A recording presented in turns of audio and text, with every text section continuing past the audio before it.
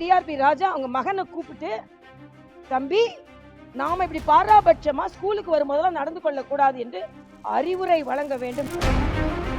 அண்ணாமலையிடம் பதக்கம் வாங்குறதுக்கு டிஆர்பி ராஜாவுடைய பையன் மறுத்துட்டு அவர் கையில் இல்லை, இதை மாதிரி நிகழ்வுகளை ஒரு நிகழ்வுக்கு அது கவர்னராக இருக்கட்டும், அண்ணாமலையாக இருக்கட்டும், சீஃப் கெஸ்ட்டுன்னு வந்த உடனே அந்த கல்வி நிறுவனங்கள் அவர்களின் தகுதிக்கு ஏற்பதான் சீஃப் கெஸ்ட்டாக கூப்பிடுறாங்க.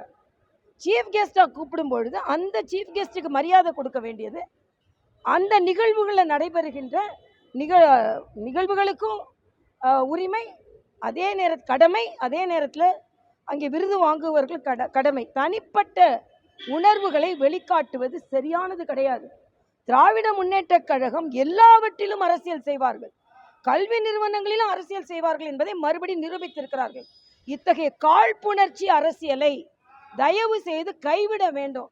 அது அவர் டிஆர்பி ராஜா அவங்க மகனை கூப்பிட்டு, தம்பி நாம இப்படி பாராபட்சமா ஸ்கூலுக்கு வரும்போதெல்லாம் நடந்து கொள்ளக்கூடாது என்று அறிவுரை வழங்க வேண்டும் என்று நான் கேட்டுக்கொள்கிறேன். எடப்பாடி பழனிசாமி அவருடைய மீட்டிங்ல இந்த ஆம்புலன்ஸ் போறது அது தடுக்கப்படுறது இல்ல, அதுக்கு பேஷண்ட் இருக்காங்க இல்லை, அதில் எனக்கு ஆம்புலன்ஸ் போச்சு தான் என்னன்னு அதெல்லாம் பார்க்கல. நான் பார்த்தா நான் சொல்றேன்.